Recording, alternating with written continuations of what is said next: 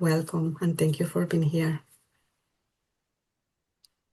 Thank you, Victoria, for organizing this. Thank you, Tatiana, also.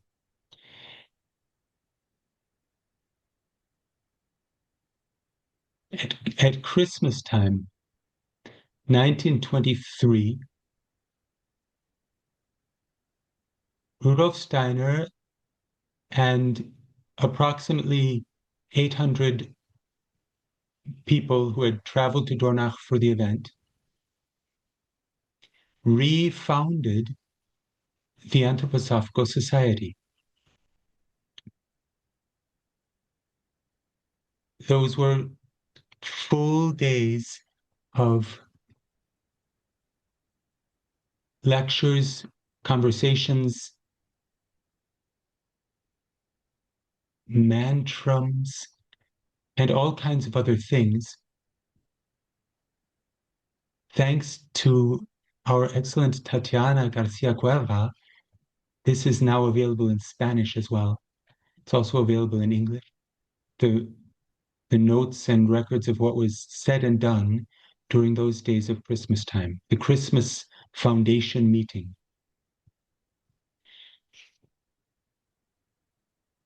People who were there remember the event in mythological images to a certain extent.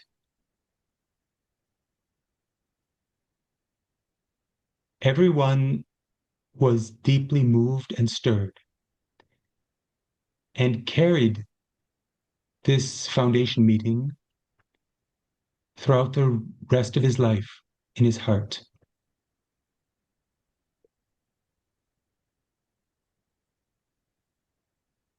It was the attempt to create something where people who are looking for anthroposophy can meet one another and seek anthroposophy together and share their questions and their discoveries and join in local groups and join in any kind of way that they want to based on common interests or themes. It was the attempt to create a human society of the future where all that happens furthers the soul development of each individual involved, and where people come together freely without the constraints of any kind of bureaucracy or formalities, and yet in an ordered and harmoniously membered wholeness.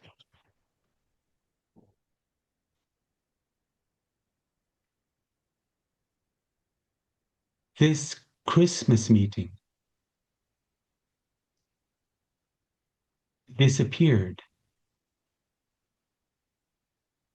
Rudolf Steiner spoke of the Christmas meeting impulse as though it were a thing not yet present on earth. And he said, everything depends on the Christmas Foundation impulse, changing the way that we live together and work together and speak together.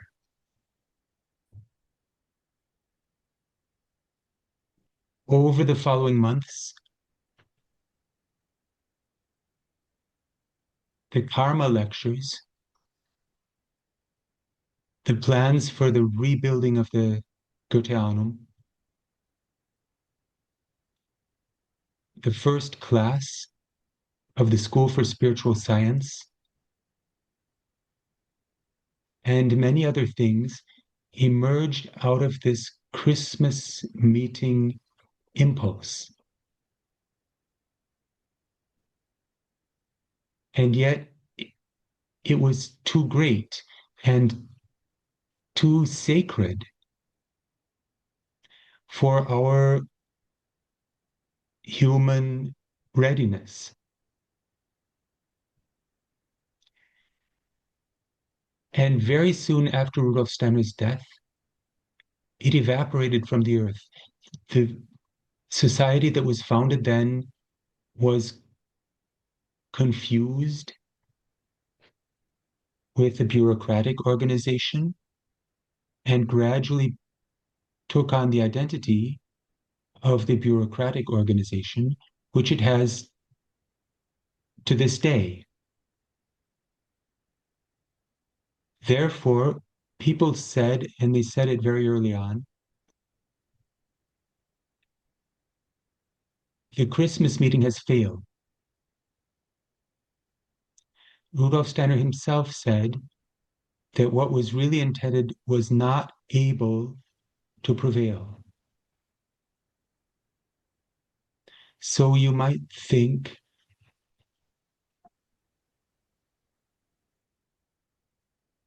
too bad, what's the point? On the other hand, he continued right up to his death to write letters to the members of this society that was founded at Christmas. He himself did not regard it as simply a failure or non-existent. It only means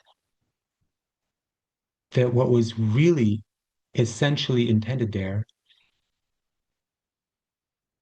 is still waiting in the future and could not be fully brought to the earth in 1924.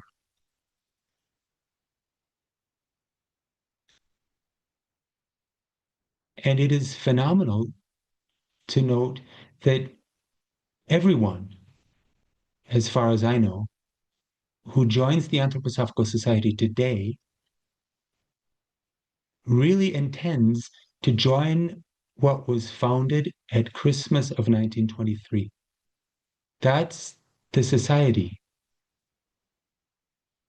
spoken out in such astonishing words at the time, which sets people's hearts aflame today, and which we all want to be a part of. And if we all want to be a part of it, it's not really true to say that it doesn't exist,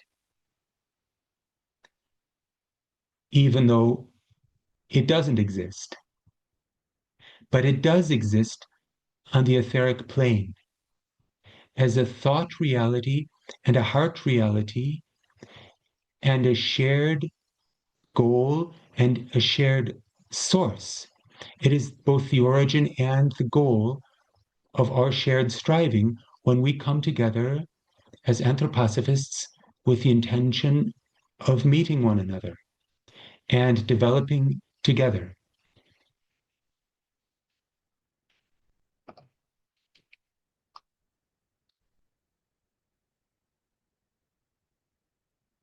For this society, Rudolf Steiner created an emblem.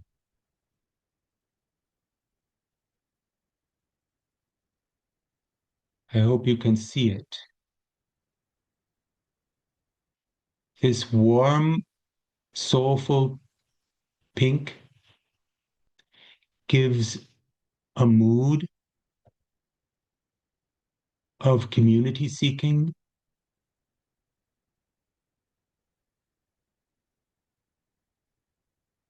in the strength and at the same time delicacy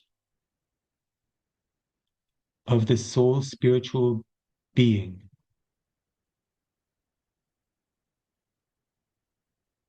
The harmony of the green, the fresh green, and the pink gives a festive strength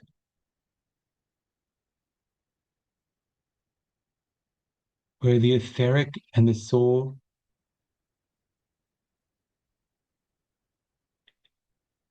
create new life forces.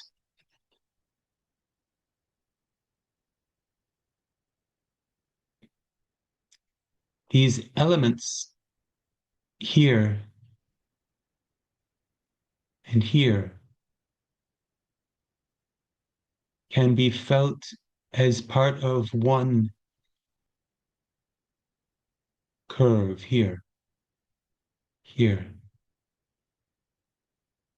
You can imagine that it could connect here, but it's interrupted. If it were connected, it would form a boundary between the inside and the outside of the membership card. But it's opened. It's opened by the sacrifice of the movement coming from outside, like the green snake in Goethe's tale, which spirals inward and comes to an end, a sort of a death. But at the moment of death, the movement impulse springs across the abyss and comes to new life in an outward winding spiral that moves into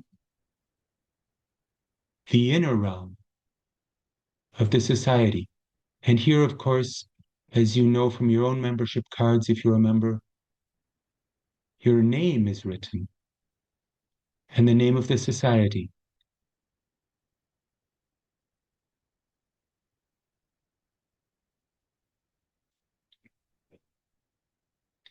Such emblems were created not in order to convey a thought content primarily.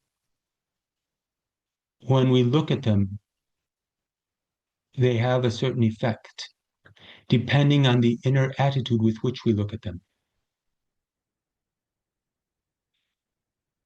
This membership card was required for attendance at members' events.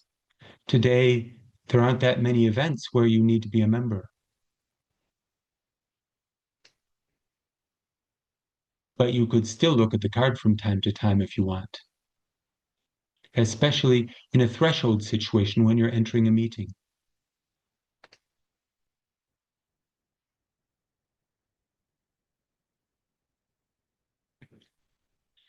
All right, just to remind us of the situation, I would like to read a few passages from the recollections that the poet, the American poet Arvia Mackay Ige, recorded. She had been present at the Christmas Foundation meeting, and in the Journal for Anthroposophy in autumn of 1974, her memoirs of that event were published.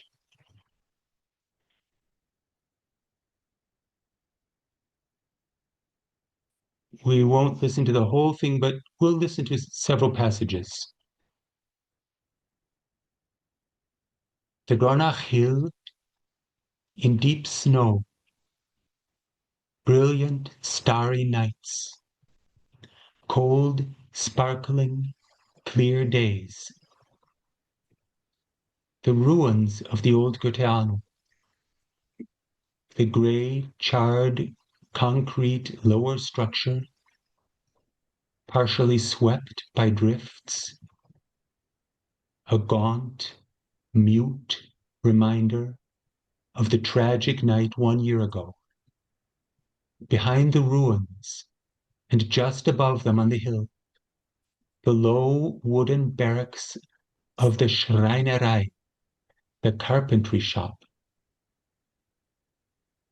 Here, during the days prior to the Christmas conference, intense activity had been going on.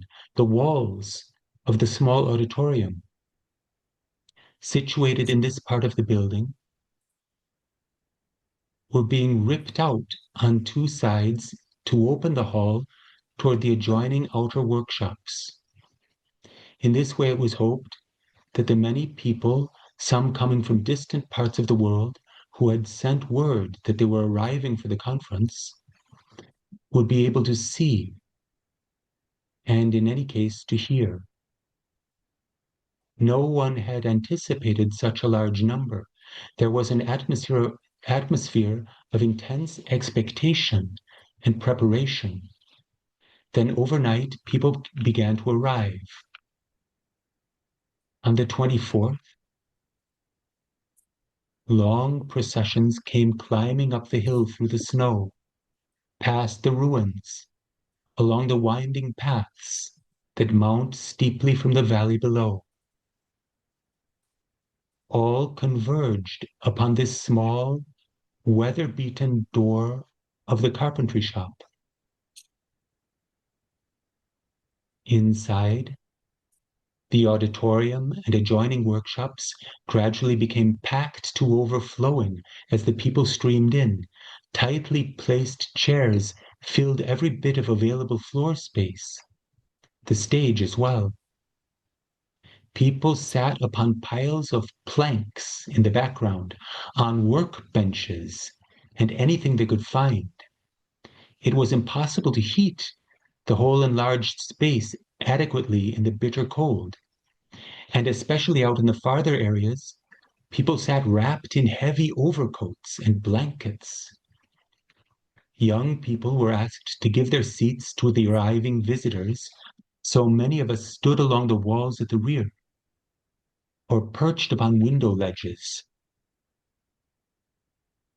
And she describes how she climbed up so high that she found a seat no one else wanted.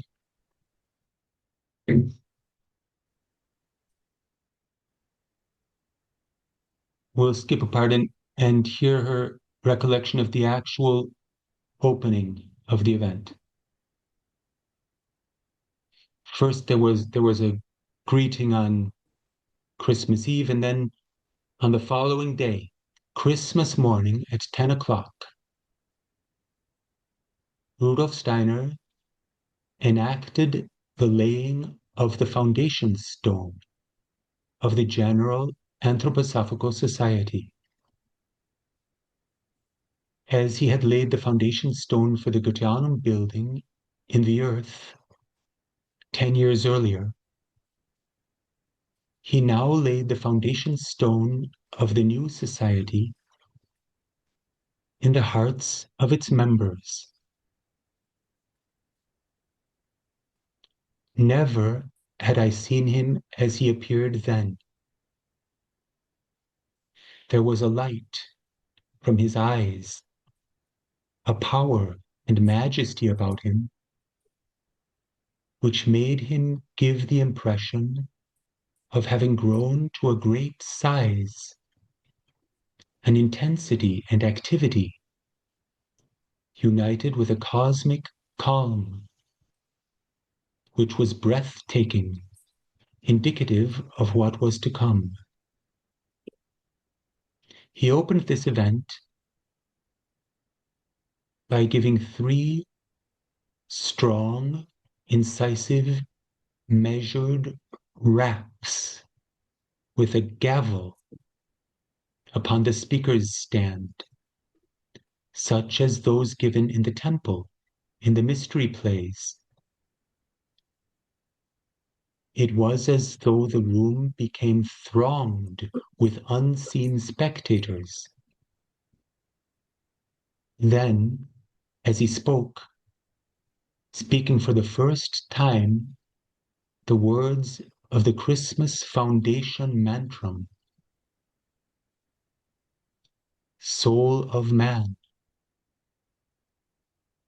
it was as though he spoke in this little carpentry shop, not only to the whole earth, but to the assembled heavens, as though he became like a sun, light outpouring, his voice like gold, a Michaelic fire infusing his words. Something poured forth of a magnitude and in a realm of such awakened consciousness on this Christmas morning that can only be likened to a spiritual birth.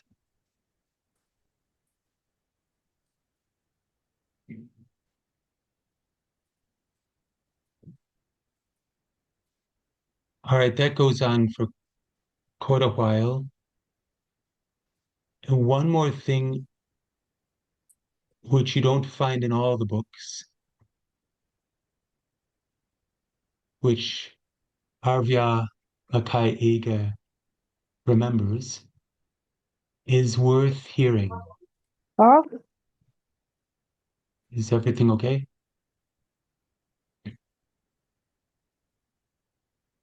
And now I would like to try to describe a final picture at the end of the conference. After all that had taken place, the amazing passage of the days, filled with a mood of highest festival and gravity, the deed consummated. Would anyone, could anyone say something in response?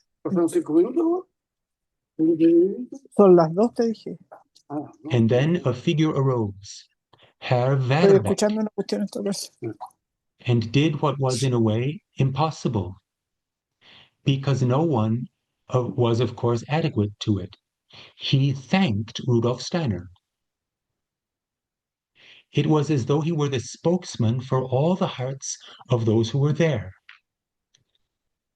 And oh, how grateful we were that someone had the courage to do it. And then there followed a picture which is imprinted deep within me as something to be held apart and seldom touched, because it is like a window into a deep mystery. When Herr Verbeck had finished speaking, the frail but majestic figure of Rudolf Steiner bent down and kissed him. And then, after a long moment, with a scarcely to be fathomed modesty, and at the same time tenderness, he turned the thanks from himself, directing the gaze of all instead beyond the ruins to the eternal spirit of the Goetheanum, in whose name he had spoken, and in whose name he now accepted this thanks.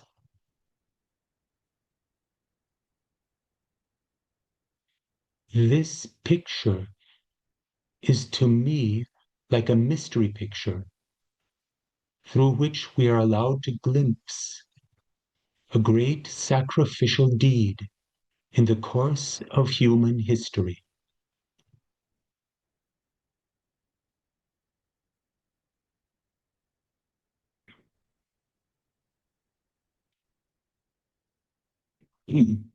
All right, that was Arvia Makai Ege,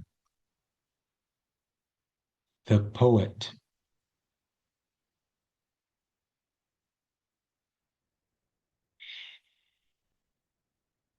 And what she sees there as an image of a mystery reality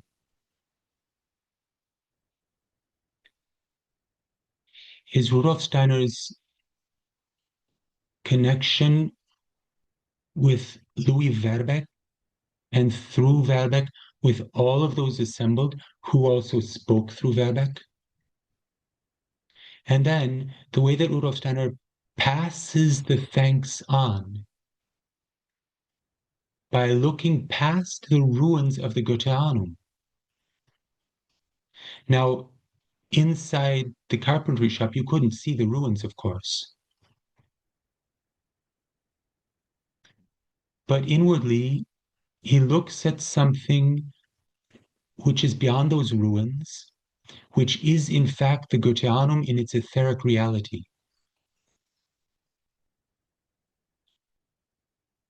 And he gives thanks to that exalted being. In the statutes, which were accepted during those days, there's a little expression that you can easily overlook: the leadership of the Goetheanum, represented by the Executive Council, Vorstand. The Executive Council consisted of 6 people. They were all introduced during those days. And one of the 6 is Rudolf Steiner himself. So there we read in a subtle hint that he and Albert Steffen and Marie Steiner and Ida Weichmann and Günther Wachsmuth and Elisabeth Friede represent those exalted beings whom Rudolf Steiner thanks. Excuse me, the computer is trying to distract me, which always works.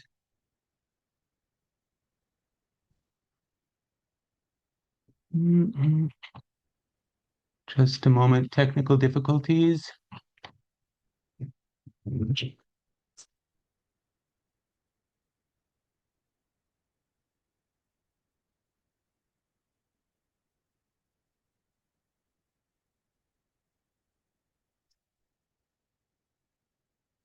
All right, sorry.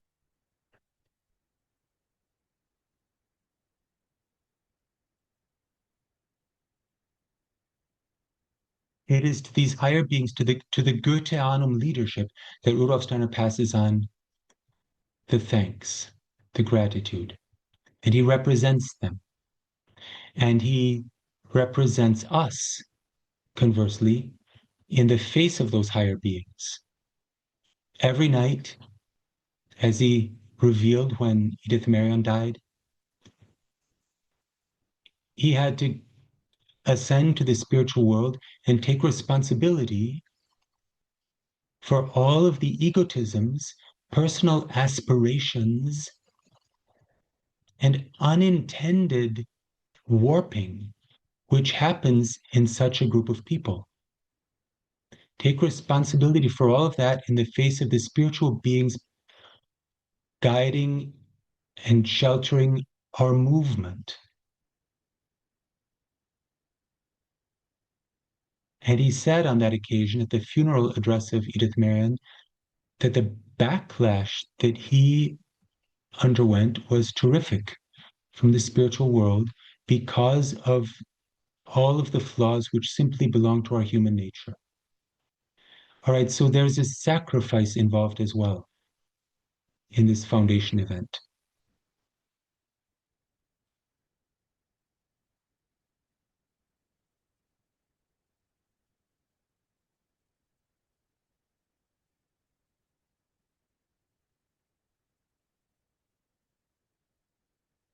On other occasions, we've spoken about the 3 calls of anthroposophy.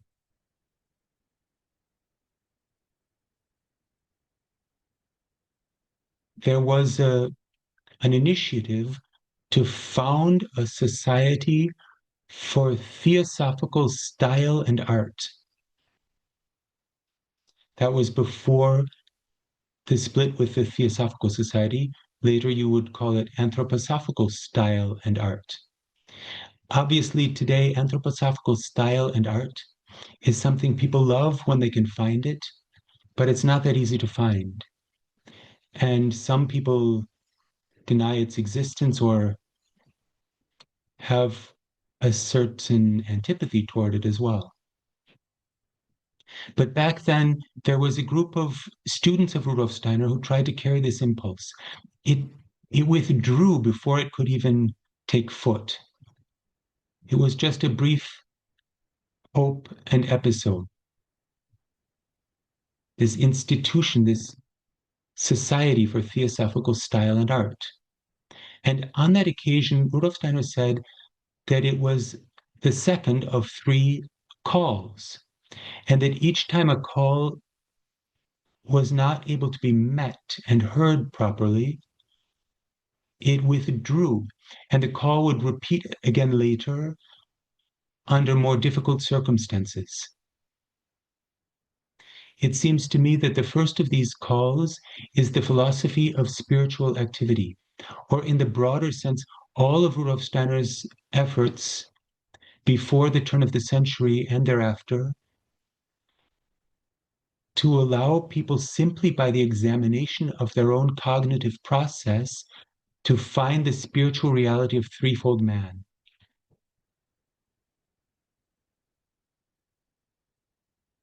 This was too much for contemporary humanity, but it doesn't mean that this call is gone. People can still try it today and more or less partially succeed. The second call is the whole anthroposophical impulse in the arts, including the soul calendar, speech formation, eurythmy, the Goetheanum, the new way of painting, the new way of jewelry making, the new art of movement I mentioned in eurythmy, and the new way of singing as well, which Valborg Sverdström, the wife of the aforementioned Louis Verbeck, developed. The new art of glass engraving, the new art of sculpture, and so on and so on. Architecture, music. The third call, and obviously the second call has also not been fully realized, but there's still people working on it. And the third call is this foundation meeting. As an enhancement of all of the cognitive work and all of the artistic work to the level of human community building out of our future free initiative, the community of free spirits, a cognitive artistic community, a social art. This third call has the most difficult conditions, according to Rudolf Steiner. But as I said, there too, we cannot simply declare it a failure.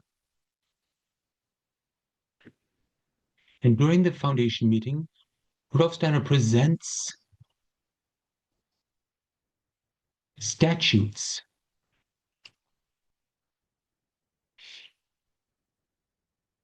and he allows all of the people present to say whatever they want to say about these statutes. He says it's a suggestion. He suggests that we could write it down like this. And with inexhaustible patience, he enters into the objections and wishes and criticisms of all of those people, modifies some of the statutes, explains in other cases that it's really better the way it is, and goes on so long until everyone present is completely and utterly satisfied. And they are accepted, not voted on, but accepted unanimously. That never happens in normal democratic situations.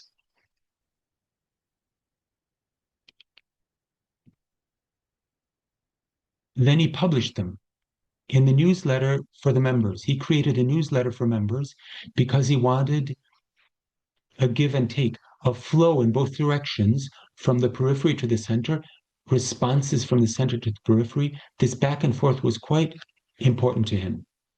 So that the organization had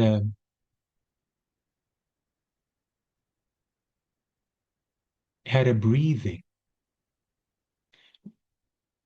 The control did not simply rest in the central organ, but the reality of the center was only possible when it entered a conversation with the periphery and vice versa.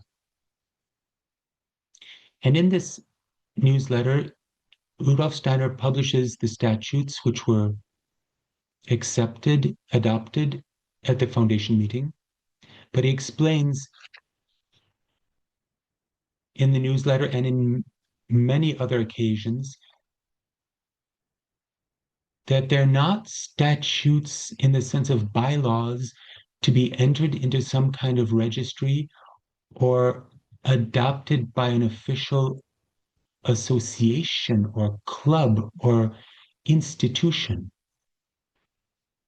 They do not, in fact, have an external legally binding nature. Therefore, the term statute is always in quotation marks with Rudolf Steiner. He introduces them by saying, as statutes, which, however, shall not be statutes, but the description of what can result from such a human society relationship full of life. Only this is proposed. And then he prints the 15 statutes. So we hear they describe what can result. It's not a prescription. It's not rules and regulations. It's not something that you have to abide by. It's a description of what can result when in a human relationship full of life, you try to cultivate anthroposophy together. Just for example, paragraph 1, the Anthroposophical Society should be, soll sein. You could also say shall be, is to be.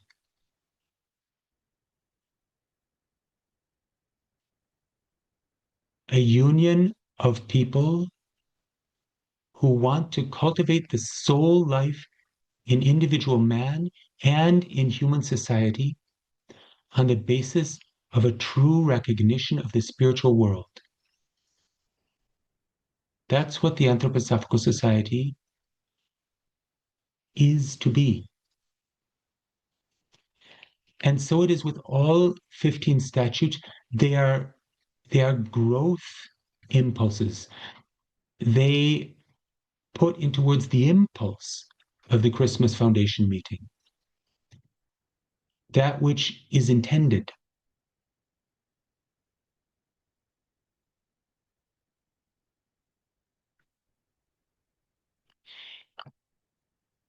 When we read through these things today, and of course, they were later altered and dropped and so on, but you can still read the originals.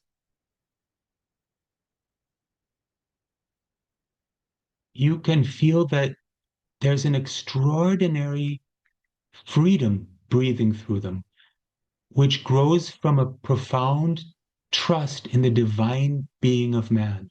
Rudolf Steiner trusted that in each of us, which is essential and real, to do something in harmony with our own being, which therefore must be in harmony with the being of the others. He trusted that despite all of the disappointments that he suffered in the course of his life. Anyone can be a member who recognizes the justification of something like the free university for spiritual science, free school, no politics of any kind,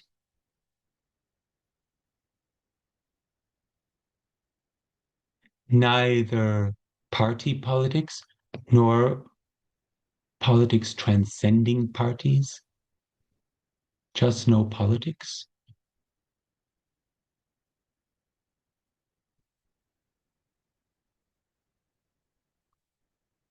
Anyone can read the publications of the society. No secrecy, no secret groups, of which there are quite a few today in the Anthroposophical Society.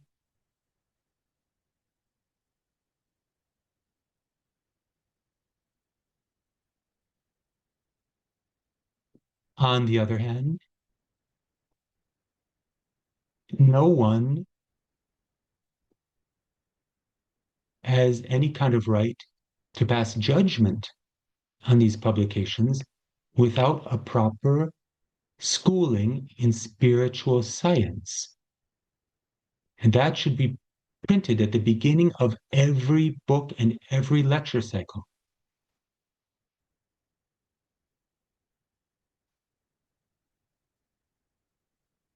And so it goes on. The statutes are amazingly concrete, specific,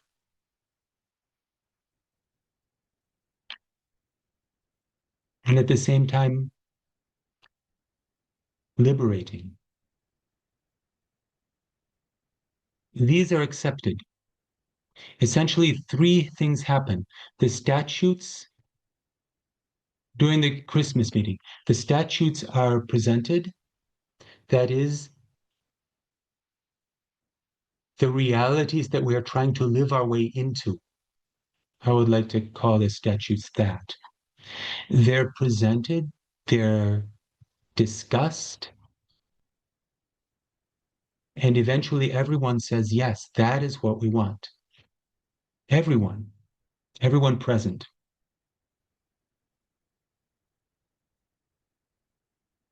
So that Rudolf Steiner begins by saying, I want to do something. I have 5 coworkers who want to do it with me. Who wants to join us? This is a way of founding a free association of people. Someone has an initiative and says, who wants to join? Those who have the initiative say what it is that they want and how they want to do it. The others can say yes or no to that. And once everyone has said yes, including the possibility of saying, yes, but I don't like that part. Can we change it? And then talking together and changing it, which happened at the meeting. Once that happens, then you can go to the rest of the world and say, we have started something. These 800 people, who else wants to join us? And really, it seems to me that all of us, dear friends, in as much as we've become members of the society over the years, have said yes to that deed of Christmas 1923 and have said that we want to join that. That's what we want to join. And the other things which have grown and accrued and piled up in the way of bureaucracy and practices, we take that into the bargain and we accept that, disappointing though it can sometimes be. But really, what we hold in our hearts is this Christmas meeting. That's what we want to join. And that's what we still want to live into. So it seems to me, and so I hear from everyone I've ever asked. Feel free to tell me if you're an exception. It doesn't mean we're able to, or that we're at that level yet, but it's what we hold as an etheric reality of our future and present growth. All right, then I was saying 3 things happened. One was these statutes, that is the form in which we can live together as an etheric goal. The second is that the foundation stone was laid into the hearts of the people present.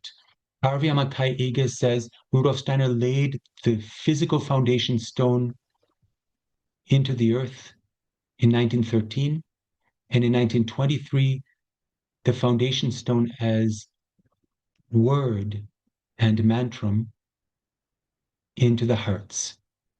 Rudolf Steiner himself says it somewhat differently. He says, each one present is invited to lay this foundation stone into his own heart. So it's not exactly that Rudolf Steiner lays it into our hearts, but he forms it for us as the master builder, the stone upon which we can build, and then we can lay it into our hearts. By living with those thoughts, those words, those movements that are in this great, differentiated, all-embracing mantra, by meditating them, by speaking them, or living with them in whatever individual way.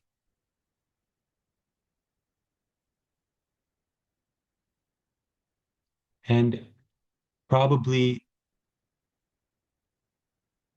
that is well known to most of the people present, but maybe it doesn't hurt to remind ourselves a little bit of just a few lines of what is actually spoken in this dodecahedron of cosmic and human self-knowledge, of cosmic and human love.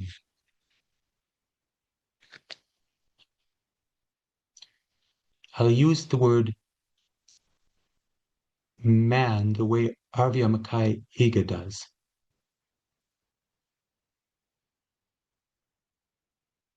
Meaning the original before and above this differentiation into gender.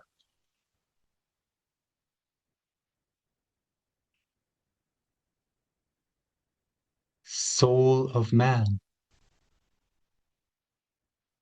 thou livest in the limbs which bear thee through the world of space into the ocean being of the spirit.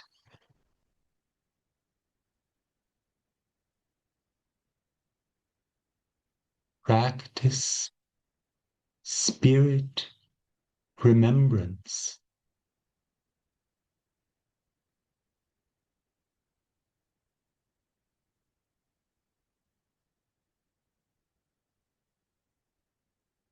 From the divine,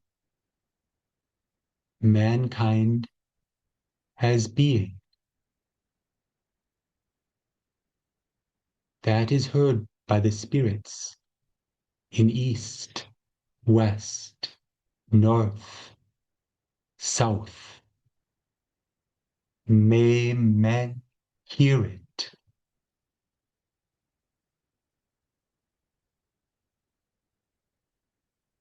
Soul of man, thou livest in the beat of heart and lung, which leads thee through the rhythm of time into thine own soul essence feeling. Practice spirit mindfulness.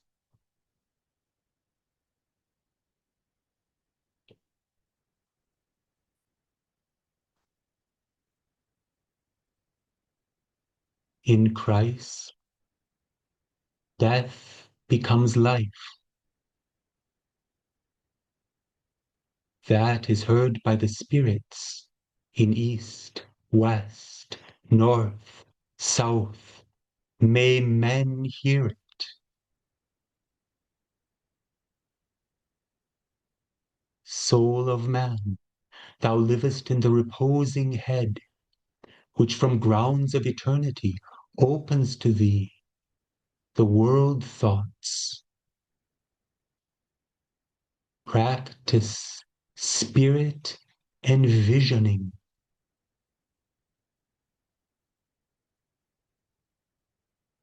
In the spirit's world thoughts awakens the soul.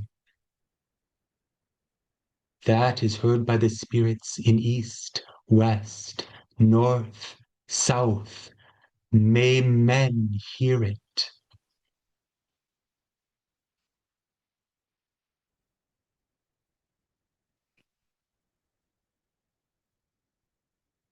All of anthroposophy, microcosmic and macrocosmic, is in this meditation.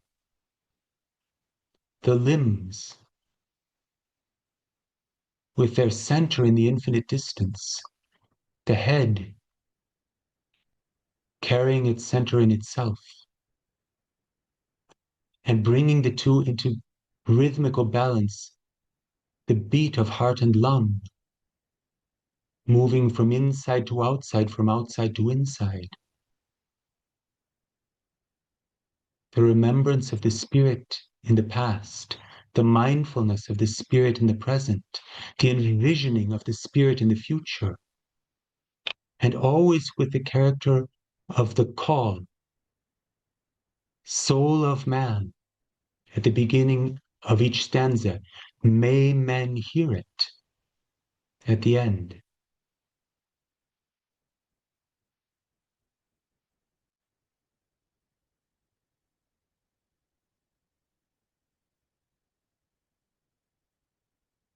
And then, in the turn of time, stepped the world's spirit light into the earthly stream of beings.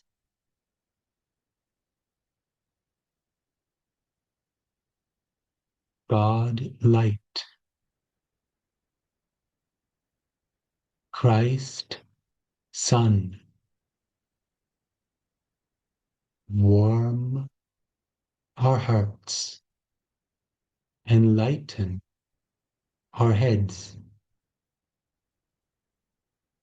that good become what we from hearts found, what we from heads direct will.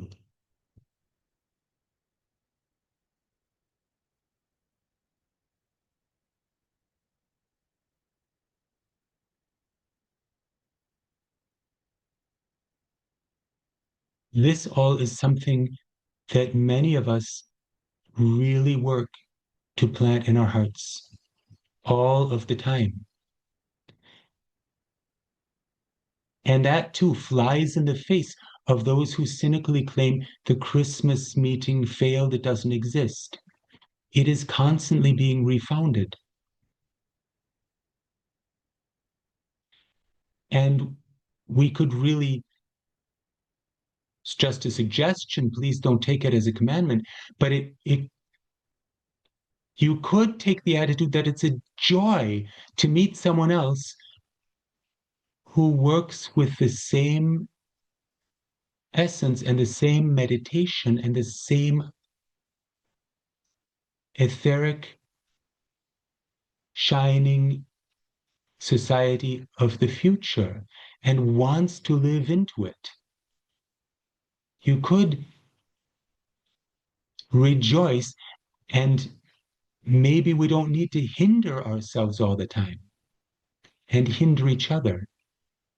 Just a suggestion. The third thing that happened during the Christmas meeting was the evening lectures. That all belongs together, even though they're in a separate book. Once you realize the actual schedule, every day we have the immersion in these meditations. Different parts of the meditation were emphasized by Rudolf Steiner from day to day.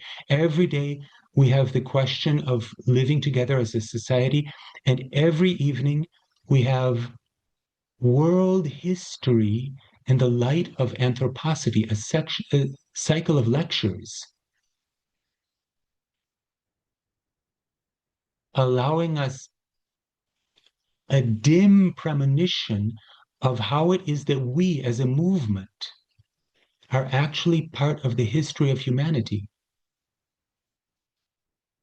and how it is that each one of us can find a consciousness of being a part of the greater evolution of human consciousness with our own very individual personal issues. That's a huge step for the individual, and for the society, it means the Anthroposophical Society achieves self-awareness with the help of our teacher in these evening lectures. The karma of our movement.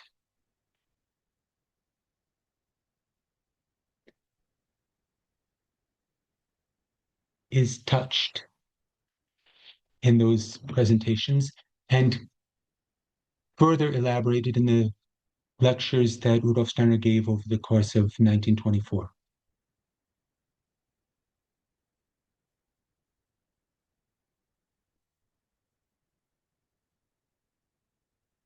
So this is why it seems to me that this evening's title, the Christmas Foundation meeting, Then and Now, is incomplete. Really, the Christmas Foundation meeting is not primarily then and not primarily now, but primarily still to come.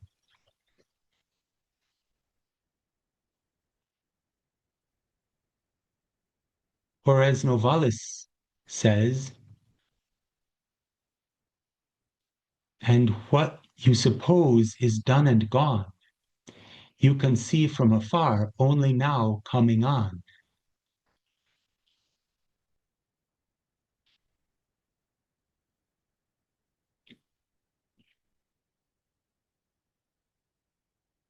All right, Victoria, what do you think? Is that enough for one evening? Thank you so much, Daniel. Thank you.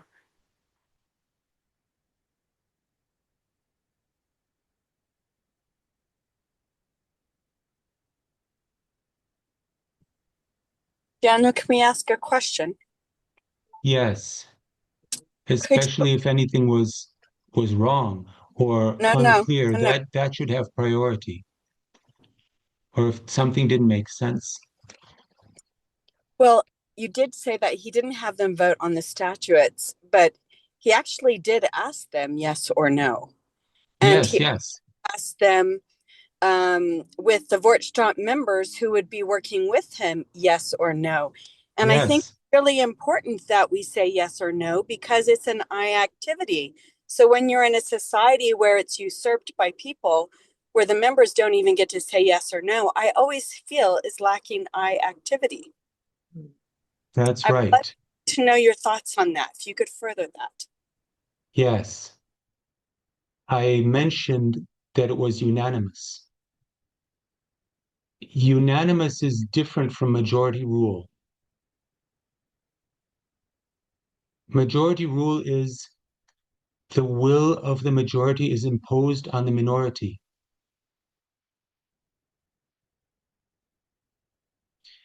What is sometimes practiced in anthroposophical circles in the illusion of being more friendly and social, going by different names such as consensus or Einmütigkeit or something, usually looks something like this. The majority wants this, the minority doesn't.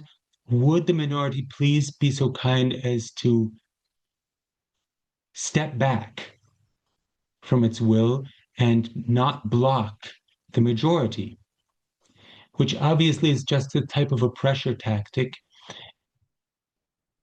The iron fist enclosed in cotton wool.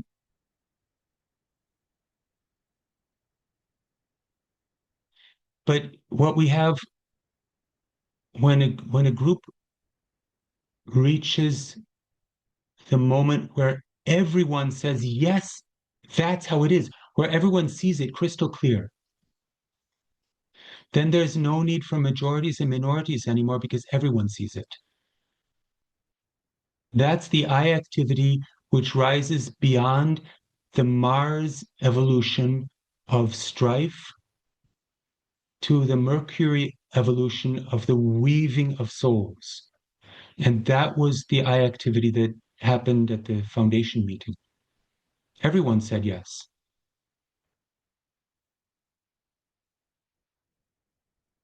after a lot of talking.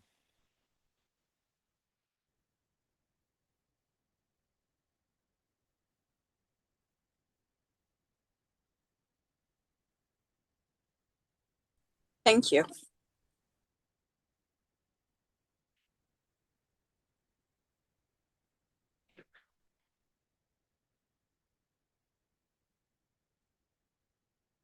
Celia? Celia, you are muted. You have to unmute yourself.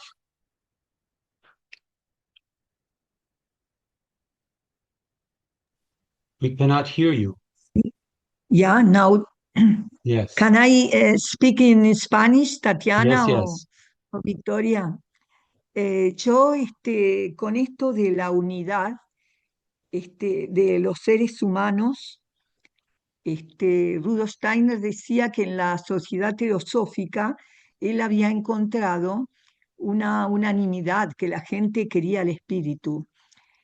En relación al sacrificio que hizo Rudolf Steiner en ponerse como presidente, ¿qué significó para la sociedad antroposófica? ¿Un yo? ¿Un alma grupal? ¿Cómo es eso? ¿Podría explicarlo? ¿Podrías decirlo, Tati?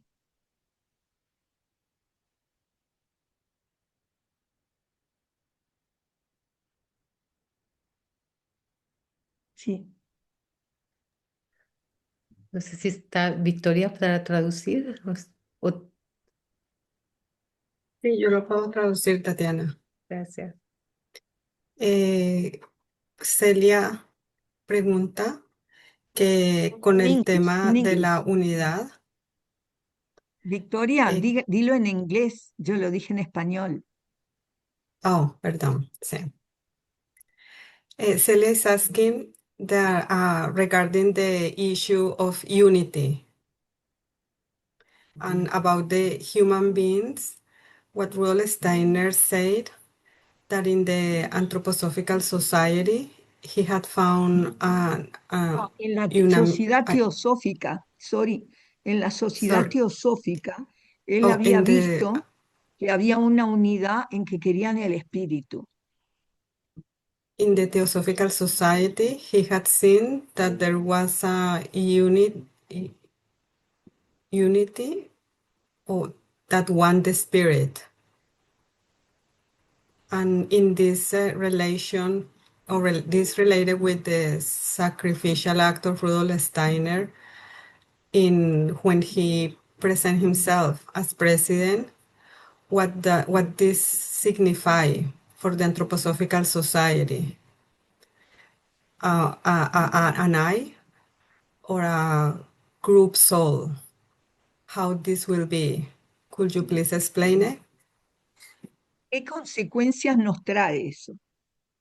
What will be the consequences that this bring to us or brought to us? Gracias. Yes, in the Theosophical Society, Rudolf Steiner was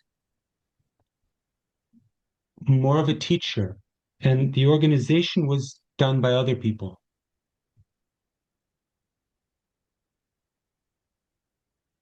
When they split and formed the Anthroposophical Society, 1912, Rudolf Steiner was exclusively a teacher, not even a member.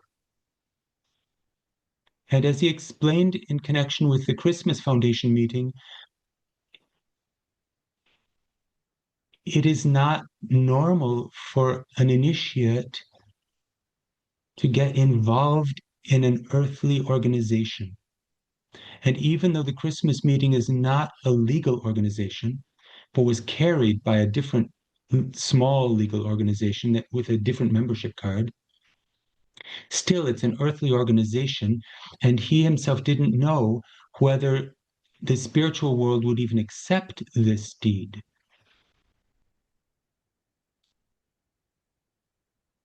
The normal thing would be for him to teach and for the others to organize. and provide the possibility for meetings and events. By identifying his own person with the society, he entered into a type of dependency on us. We see the same thing happening in the mystery dramas. In the fourth mystery drama, it is stated that Benedictus, the great spiritual teacher, has begun to interweave his destiny more and more with the destiny of his pupils. So that in the fourth drama, Benedictus sometimes says, I cannot see. My spiritual gaze is blocked because of what the other people are doing. This is quite alarming when you've gotten to know Benedictus, that he would say something like that.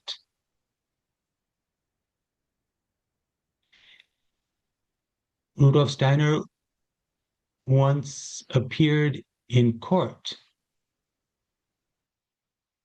to take responsibility in a court of law because one of the members had written something defending anthroposophy against untruths that were published by the opponents of anthroposophy, but had gone too far in his defense and had said certain things which could not stand up in a court of law and which were considered to be libel.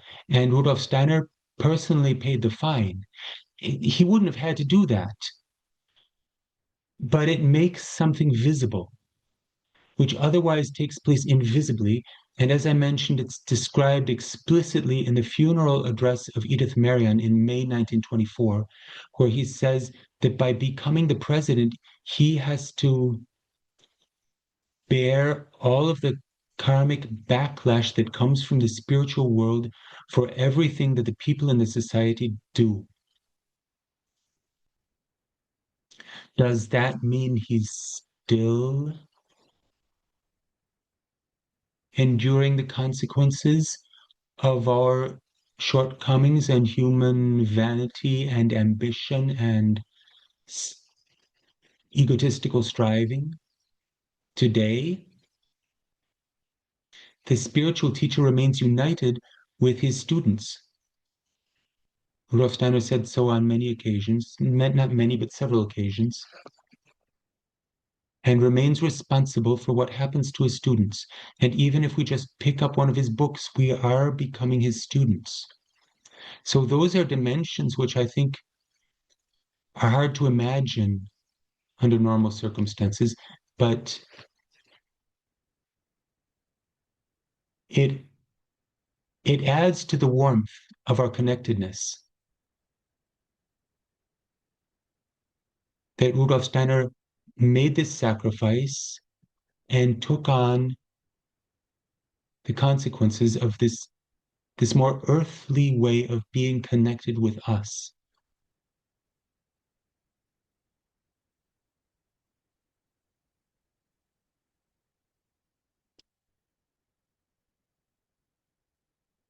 All right, Celia, say so if that wasn't to the point or if that wasn't enough.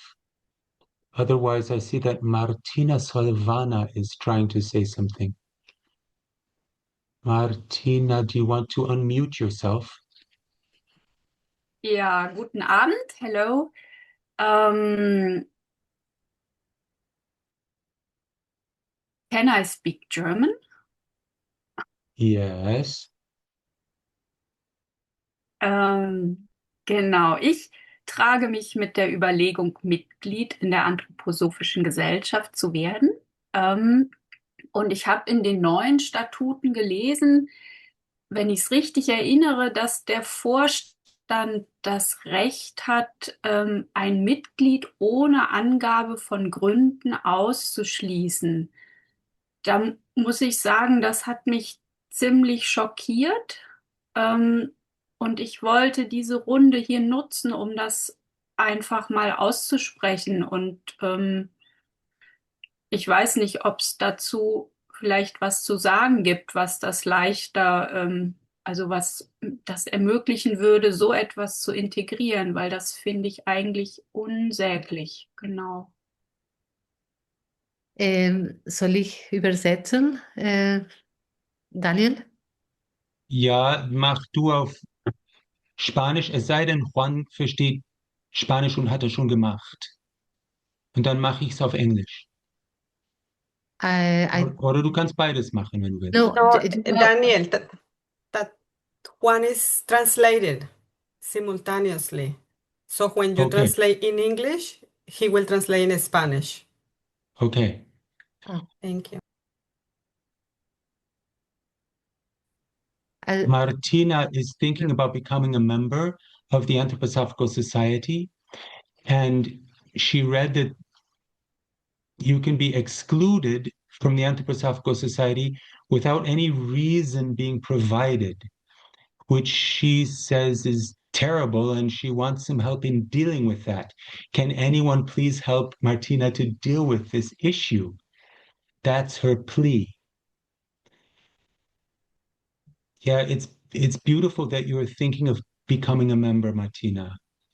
Das freut mich, dass du das vorhast und jetzt hast du schon die erste Prüfung und da siehst du, die Dinge sind eben nicht, wie sie sein sollen, weil die ganze anthroposophische Gesellschaft aus Menschen besteht und die Menschen eben immer fehlerhaft sind. Anwesende ausgenommen. Und da geht das los. Here we see a consequence of one of Rudolf Steiner's disastrous decisions. He built the Anthroposophical Society out of human beings, a terrible choice. That's the most unreliable material you can possibly work with. And that's why we find today all kinds of things that are not as they should be. And if Martina notices now, before becoming a member, that some of the things are not as they should be, it's a trial offered to her and to all of us by the powers of karma to ask us, do you still want to join under these circumstances and connect with the other people who are also all suffering from what is not as it should be? And that's not because some evil people decided, how can we best pervert anthroposophy? It's things that happened and crept in and are now a permanent challenge when we try to grow toward what shone there for a moment at the Christmas Foundation meeting. Of course, there should be no exclusions, and there's nothing in those statutes of the Christmas Foundation meeting about any possibility of anyone ever being excluded. It's just not there. It's not part of the issue. The other organization, the tiny legal organization which was to provide the framework for all of this, with a different membership card, they had the possibility to exclude people if necessary. That's how it was set up back at the time. And today, the two organizations have more or less converged on the legal level. So that now we're all members of this bureaucratic thing which excludes people and has excluded people quite disastrously over the course of the years.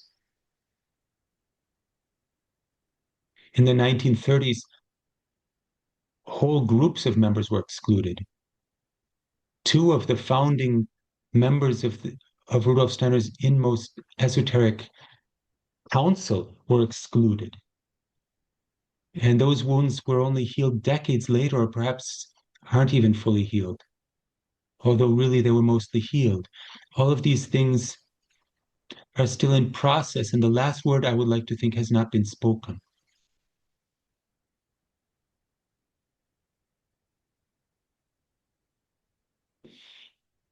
It will become a better society if people like you, Martina, who realized that certain things could and should be otherwise, join.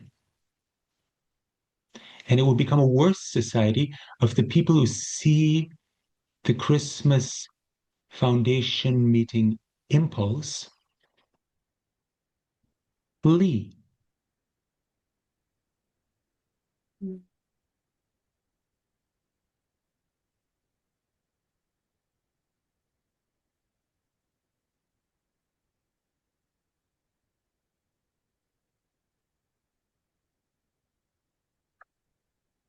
Ja, danke schön.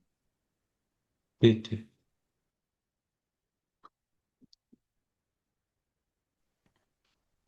Martina, darf ich kurz was sagen? Weil ich habe gerade das gelesen.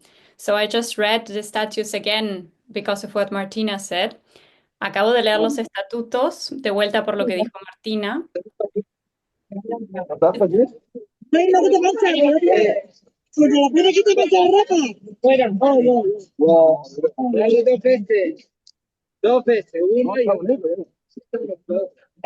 Why is everyone shouting?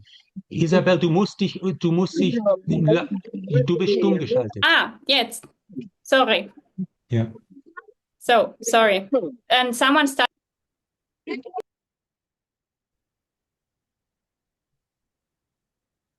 Isabel, Now everyone's please keep the microphone mute.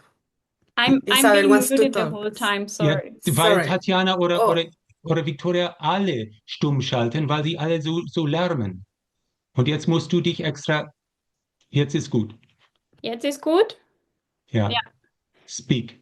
So I can do the three languages, so no need for translation. Yo puedo hacer los tres idiomas, no hace falta traducir. I just looked at the new statutes because of what Martina said, because I wanted to verify it. Also, acabo de ver los estatutos de vuelta por lo que Martina ha dicho, que me ha choqueado un poco también. So, and there it says in German, nach einem Schlichtungsverfahren. And there it says in German that you need to do like a process to be, so to say, excluded from the society. It's not without any reason you can be thrown off, but it's going to be but there's going to plan to be a process, like a speech or a conversation process.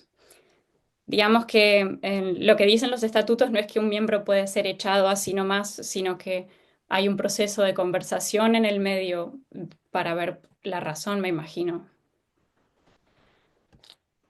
Martina, yeah, I don't want to discuss now. I just want to say it's not exactly that, but it's a bit extra formulation. But I think it's also, just like Daniel said, not like in the Christmas conference, that no one could be excluded. Digamos que solo lo quería decir para aclarar que no es solamente eso, sino que nada, que está pensado, me parece, hacer un proceso, como que si hay una exclusión, que sea en un proceso de charla, de conversación con la persona, pero que claramente estoy con Daniel cuando él dice que no es parte de lo que se pensaba en el Congreso de Navidad. So I just wanted to say that. Solo quería decir eso, pero no quiero discutir. Sí, estoy de acuerdo, Martina, con lo que dices. Also ich bin einverstanden, Martina, mit dem, was du sagst. Nur das. Ja.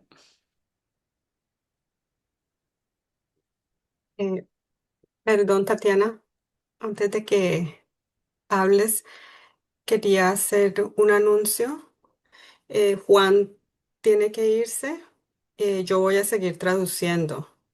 Así que los que están en la sala de traducción conectados con Juan, me imagino que de pronto se les desconecta, entonces se vuelven a conectar porque tengo que hacer el cambio.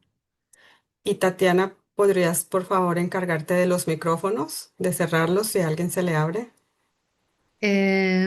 Espero poder hacerlo, sí. Sí. Solo pones la lista de participantes y allá aparece arriba los micrófonos abiertos. Ya. Y solo lo hundes para cerrarlo.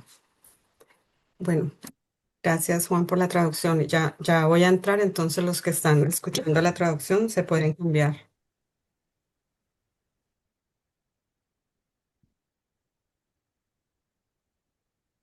Denos un minutico para hacer la transición, por favor.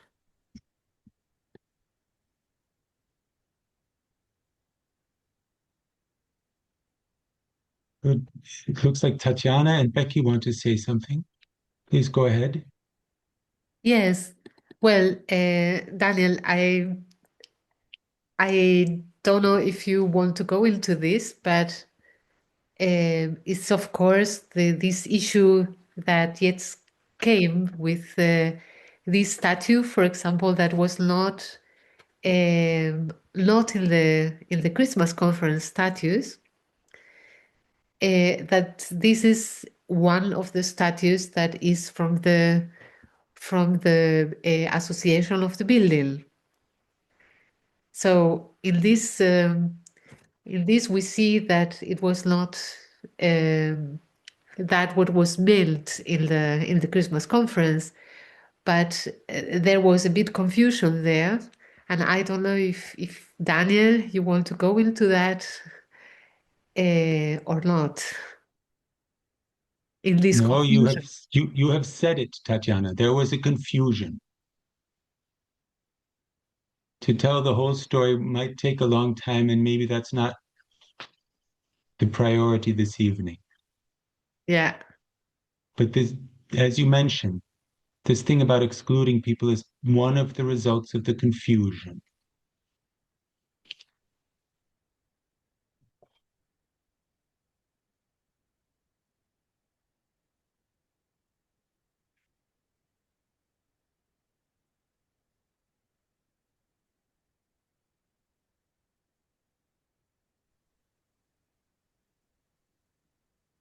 All right, who's next?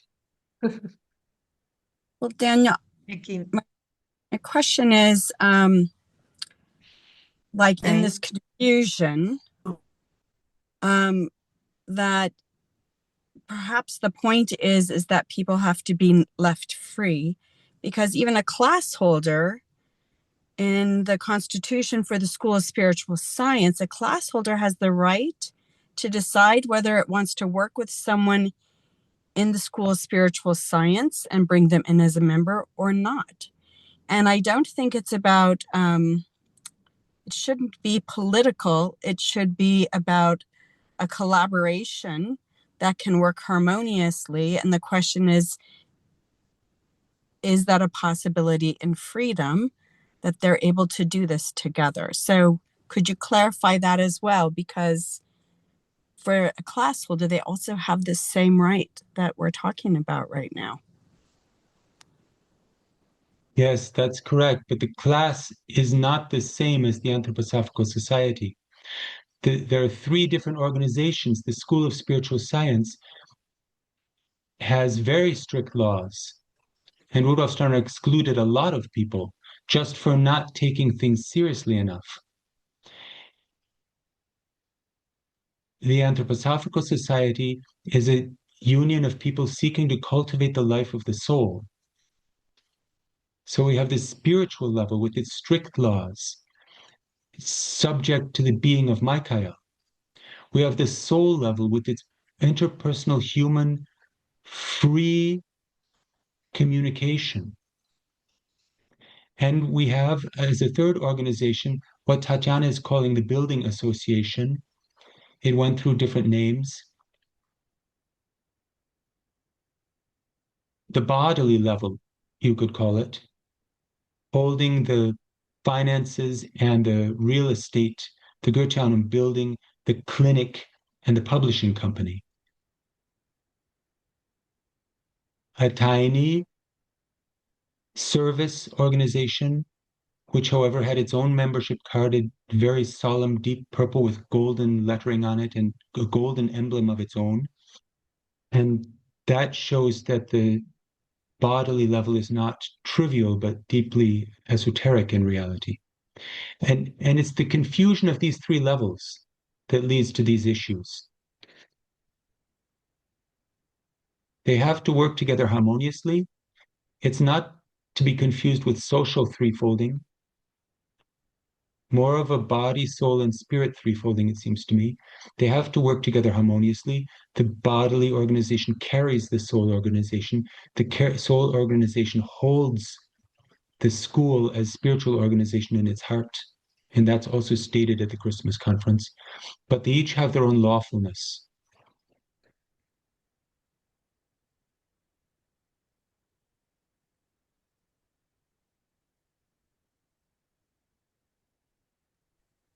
Javiera, would you like to say something? Yes, thank you. And thank you for your contribution also. Just perhaps in the same realm, but now concerning the Vorstand, because it seems to me from far away that also, if I recall correctly, that he mentions the word karma in regarding why these people are there.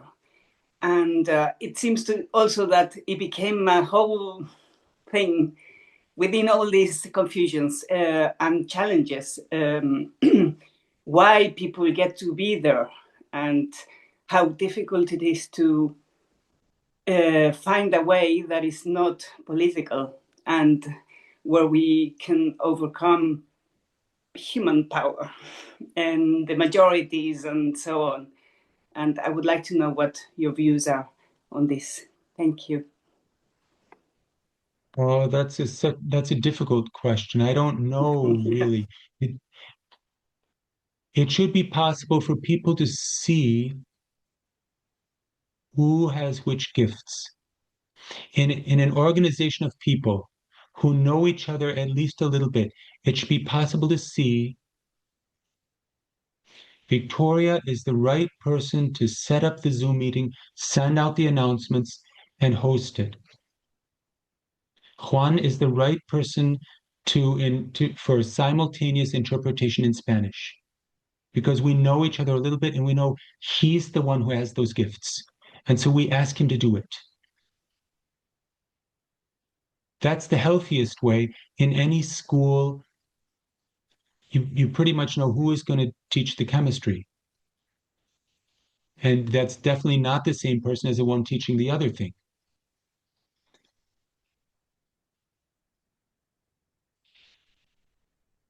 When the personal ambitions become involved, then of course, yes, you sometimes get the wrong people in the wrong positions. The original council was chosen by Rudolf Steiner personally. Then they chose their successors with as much wisdom as they could. But there were also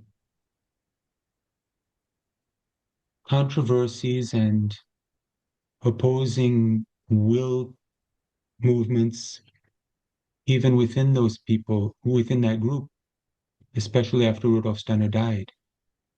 So there we have it. It's a challenge for the future. It's something we were not able to do, and we have not been able to do fully to this day, but something that we all hold in us, and anyone can see when it's happening or partly happening, and anyone can see when it's not happening. As we have heard from you, Javiera, and from Martina, you see at a glance, that's not how it should be, because we all know how it should be, or feel how it should be, perhaps. Die Anthroposophische Gesellschaft soll sein. Paragraph number 1, the Anthroposophical Society is to be, and so on. And that's where we are.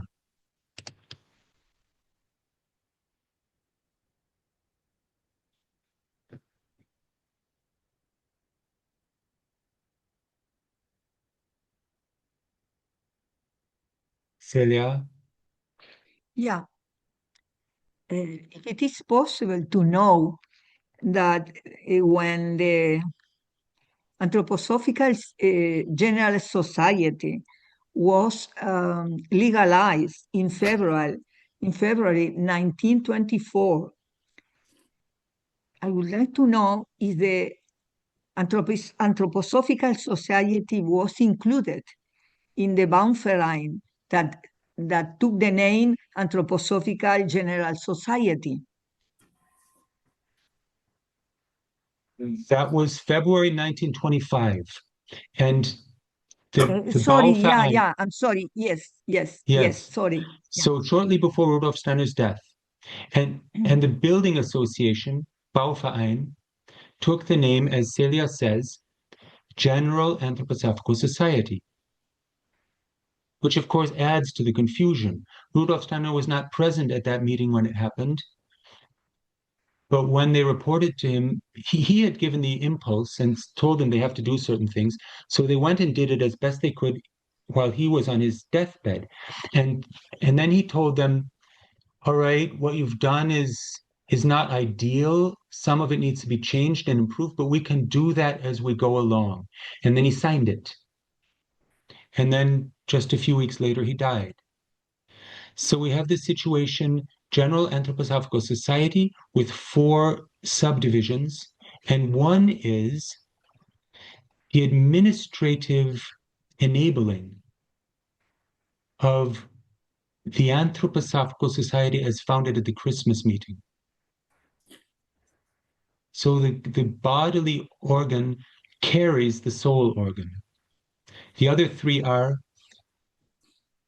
the administration of the Goetheanum building and the grounds and the other buildings, the publishing company, and the clinic.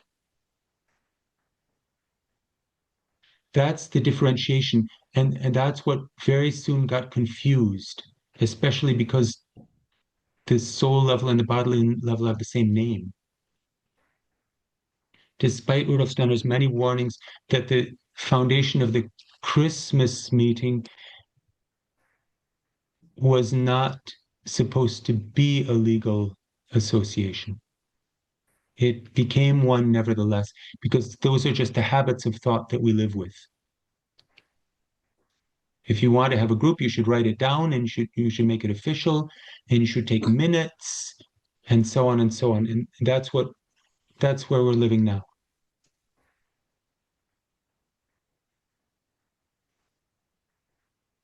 Thank you. Bitte.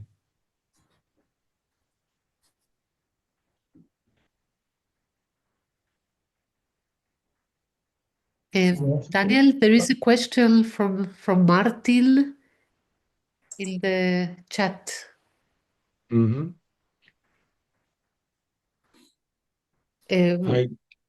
Somehow I'm not seeing the chat, but okay. Here we go. Woher weiß man, dass Now I Rudolf see it. Steiner das Dokument von 8. Februar 1925 unterzeichnet oder gekannt hat? Das ist veröffentlicht in dem Band 260a der Gesamtausgabe und auch berichtet von Günther Wachsmuth und noch einem anderen, den ich gerade vergesse. This is reported by Günther Wachsmuth, who was a doctor of law and brought this to Rudolf Steiner's deathbed personally. Also reported by another person whose name I'm forgetting at the moment, and published in volume 260A of the complete edition.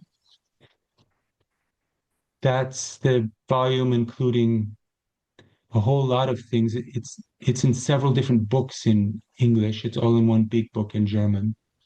I don't know how much of it is even available in Spanish. There's a replica of the document with Rudolf Steiner's signature on it. I think Ida Weichmann also signed it.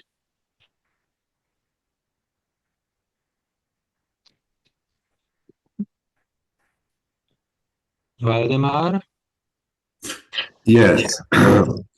Vielen Dank für das schöne Vortrag, für den schönen Vortrag. I thank you very much for the nice lecture. I'm sorry for my voice. I have a cold. I would like to change the subject and ask you a question. A couple of weeks ago, a lady who says that she is taking a master's degree in religion science and she recorded 2 Instagram videos attacking Waldorf education, Rudolf Steiner, anthroposophy. I'll be short. She says, for instance, that Waldorf education is a religious education. And anthroposophy is a fascist movement. So what I did, I took every phrase of her and showed that they were not correct. Okay? Other members did differently. They recorded short videos showing that, telling that she was not correct. But my text, my 2 texts were quite long, and I could make references, right, justifying my position. What I wanted to hear from you, what should we do in these cases? Should we keep silent, or do as I did, write a piece, write a text showing where the statements were not correct, or maybe just recording some short videos, because that's what people are used now to use to receive, right? Probably very few people will be able to read my long text, more than 15 pages.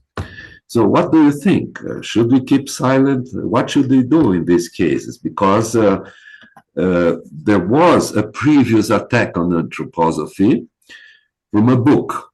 I made a long review of that book, of that chapter, the chapter Anthroposophy. The name of the book is What Nonsense? And in this book, they criticized homeopathy and, many sorts of things.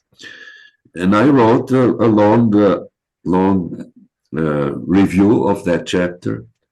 It's in our website of our society here in Brazil. So I wanted to ask you if you have some experience or you have thought already about these problems of people attacking Rudolf Steiner and anthroposophy. What should we do? Thank you, Valdemar, for writing something. I think it's excellent when people make the truth available for those people who care about truth. We cannot force other people to see the truth, and if this person writes like that, then maybe she doesn't want to see the truth or cannot at this moment of her biography, but that doesn't matter. You've given her an opportunity, and you've given the other people an opportunity to see the truth if they want to. That's excellent. Well, I'll tell you what, I was driven by a Steiner statement. One should not make a compromise with Unwahrheit, with, how to say that? Untruth. Yes. Man soll nicht Kompromiss machen mit der Unwahrheit. He said that to the teachers. And he said that if one does not react to untruth, one makes a bad, maybe that's not a good word, a bad karma with that person. I'm sorry.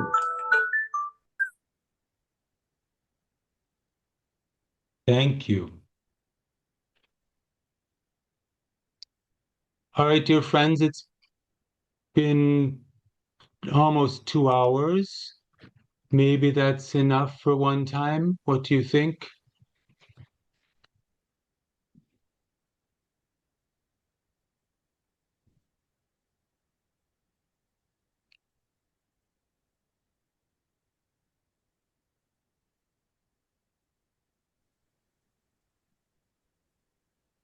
Victoria, are you still there?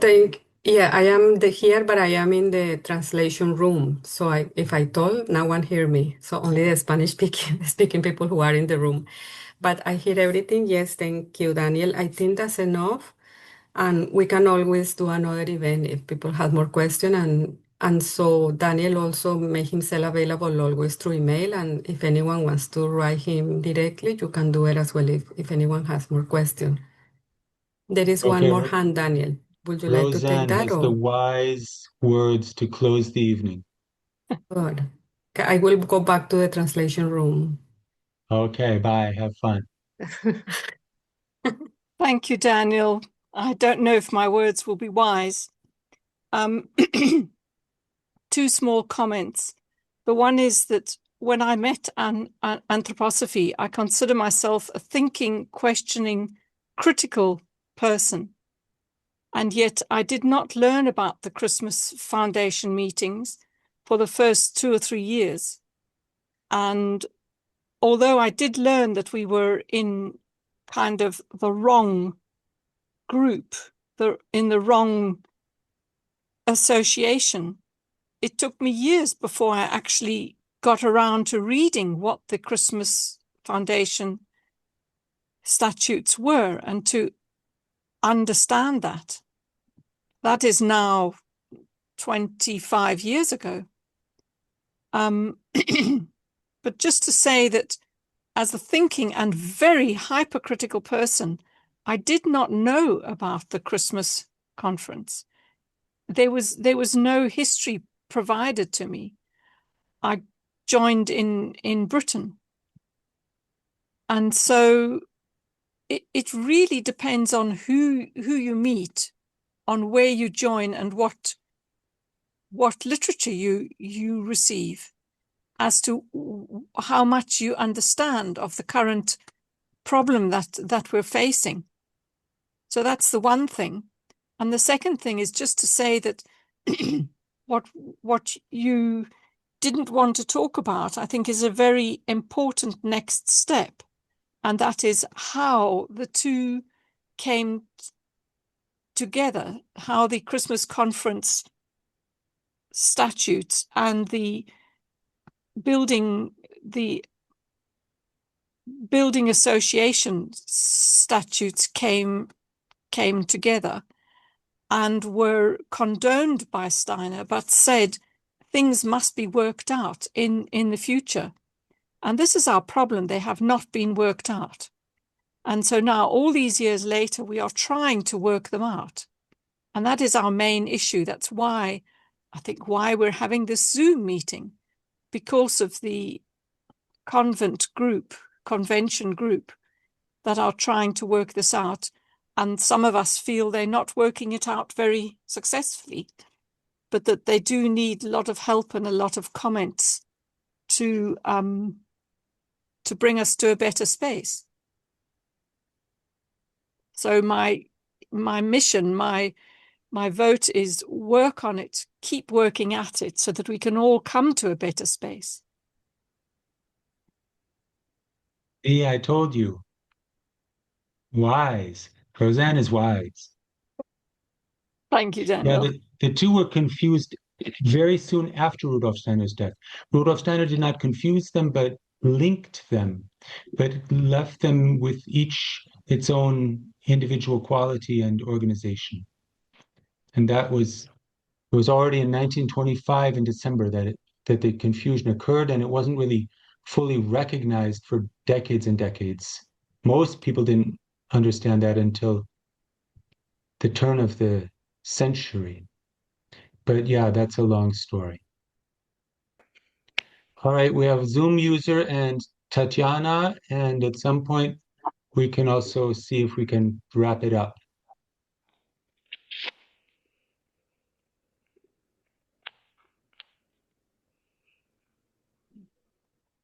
Now is the Zoom user. Who is that? Zoom user, you're mute. You have to click on your microphone icon to unmute yourself.